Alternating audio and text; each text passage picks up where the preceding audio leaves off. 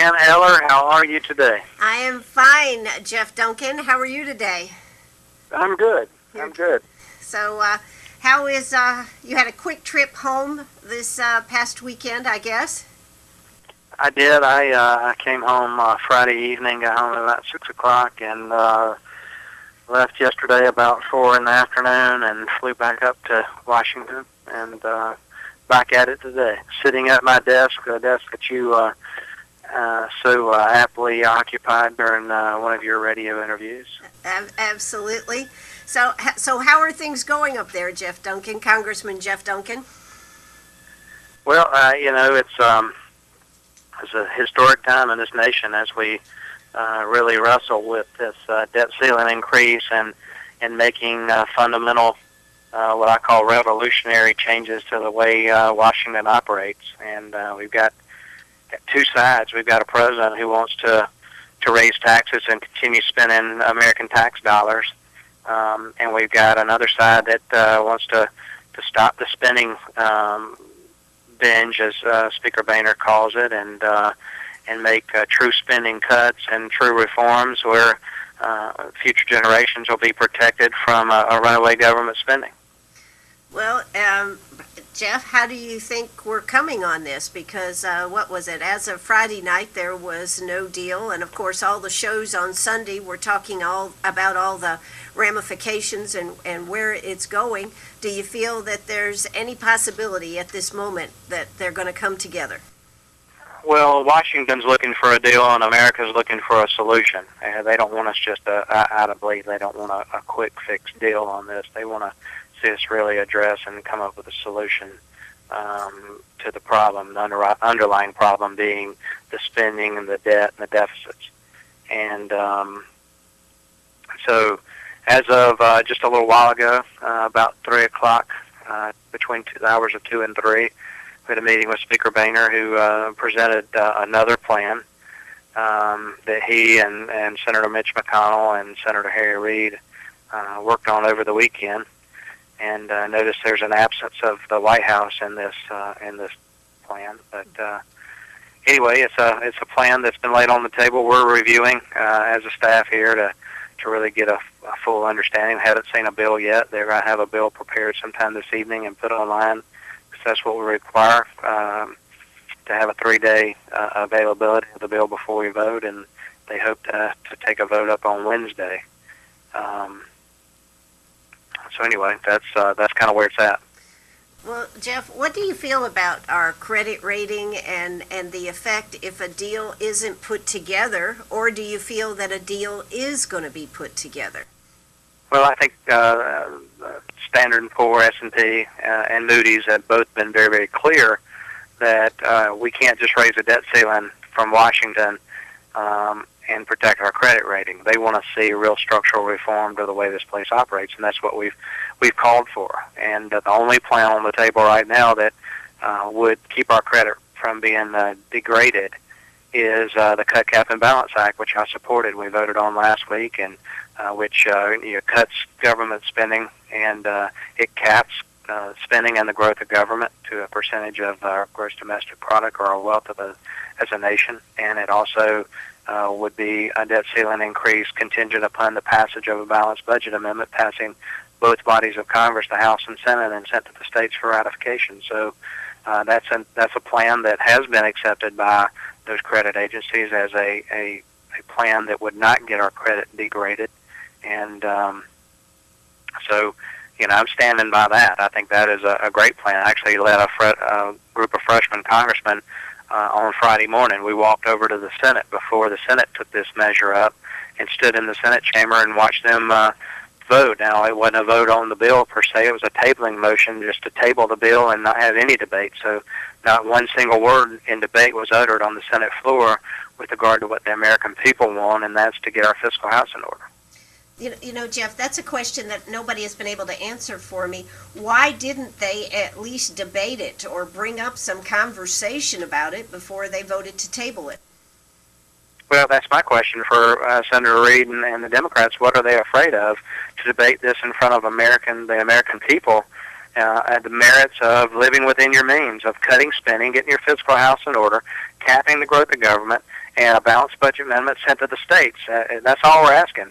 It's for, let's send a plan to the states, and then it's up to the states to ratify that and say if they want the federal government to operate within their means. And that's how our democracy and our republic works here in America, is that we have an ability to change the United States Constitution to meet the wills of the people and have good governance, and get the actual vote closer to the people, and that's down to the states for a balanced budget referendum. And so anyway, that's what we wanted to do. We walked over. In fact, Senator Reid came back to the back of the chamber and introduced himself to us and told him I was Jeff Duncan from South Carolina. I said, Senator, I sure would love to see you guys have some debate on this issue and let the American people see, the merits and what you think of the pros and cons of this versus you just killing it with a tabling motion. And I have to tell you, he paused and he walked right on by me without uttering another word. Unbelievable, Jeff. Just unbelievable. Well, I up here, nothing's unbelievable to me anymore. So anyway, it's a historic time because there are a lot of us that are championing real reform to Washington, and there are some that want to continue the status quo, and that's taxing and spending and borrowing and bailouts and takeovers and debt, and I won't stand for it. Well, Jeff, what happens when the vote does come? If a deal is brokered to raise the debt ceiling, are you going to be able to vote for it, or what are you going to do? Well, I'm still looking at it. We were just presented the plan, bullet points, and a speech this afternoon between 2 and 3, and so I can't really score and weigh a plan without seeing the actual language. And so before I answer that question, I'm going to look at the bill. But I have personally called for real structural reform, and that's spending cuts. That is significant cap on the growth of government and the size of government, and that is a balanced budget amendment, because the other things are good, but they're only good for this Congress, because the next Congress can pass something to override those. So we need a change to the United States Constitution, which really ties the hands of future Congresses on what they can spend. And I think a balanced budget amendment is the thing that does that, and so that's what I'm looking for. Well, I certainly hope that it can come together. One of the things I have a question here, Jeff, is why aren't we looking at cutting all the way across the board? I know there's agencies that maybe we can do without, and the number of websites, we've seen all these type of things. But why aren't we cutting straight across the board, whether it's 20% or 40%? Well, there's been a number of bills. I've co-sponsored some of them that cut such a small amount, but of each agency, but it adds up to a ton of money, and we can't get those bills up for a vote. Across-the-board cuts are very difficult. I know from serving in the state legislature that across-the-board cuts aren't the best thing. A lot of times, I would rather go into each agency and cut with a scalpel. If you do across-the-board cuts, you're cutting our military, you're cutting our veteran services, you're cutting a lot of things that some of us believe are the right role of government. And so I would rather see us go in and eliminate some unconstitutional agencies, eliminate some things that government's involved in that it shouldn't be involved in. Like the NLRB? I was going to go there. Take the NLRB's authority to sue Boeing or South Carolina out of it. Take their money away from them. There's a lot we can do, and I proposed a bill earlier that would, it's the Duncan Hatch bill. Senator Hatch had the same bill over on the Senate side, and it says let's create a commission that really looks at every line item, every dot, every period, every comma, every dollar sign, every T that's crossed, and let's find out where we can make true reductions to the size and scope of government and rein in government spending. And it is ironic, the plan that Speaker Boehner presented earlier calls for a 12-member commission to make recommendations on spending cuts. And so I'm like, well, we don't need that. We've got a plan to bring back the Byrd Committee, the Anti-Appropriations Committee that I wrote this bill, and we could do that and really delve into everything. Nothing is off the table. And his commission would present a plan to the House. It would have an up or down vote. Well, my bill calls for anything coming out of the Anti-Appropriations Committee. I have an up or down vote on the House floor. So, maybe I'm having an impact up here. Maybe they're starting to see the merit of some of our ideas. Well, we certainly have good representation from South Carolina. And, the one thing you can say, wherever you go on TV, radio, all of y'all, from Senator Dept to Lindsey Graham to y'all down here, I mean, it just is amazing how much play we in South Carolina get across the media. Well, I tell you, we've got some rock stars within our delegation. Mick Mulvaney was one of the authors of the Cut, Cap, and Balance Act, and he's got an economics degree. He gets a lot of the spending stuff down to the nth degree. I get it on a 33,000-foot level. He gets it down at the base, down on the ground. So we've got him. We've got Tim Scott involved in leadership, and he's able to communicate our message with the leaders.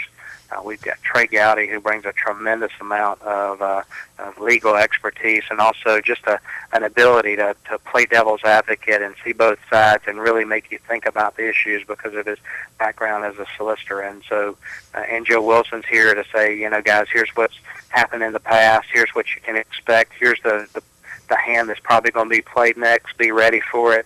He's kind of like the scoutmaster, so to speak, and kind of helping us four freshmen navigate a little bit. And then on the other side with Dept and Lindsey Graham. Lindsey Graham's been a champion of cut, cap, and balance. He realizes we've got to make some fundamental changes. And so the South Carolina delegation has been noticed nationwide and on the Hill here in Congress as a delegation that stands together, works strongly together, talks, communicates, and does what's in the best interest of their state, but also in the best interest for conservatism.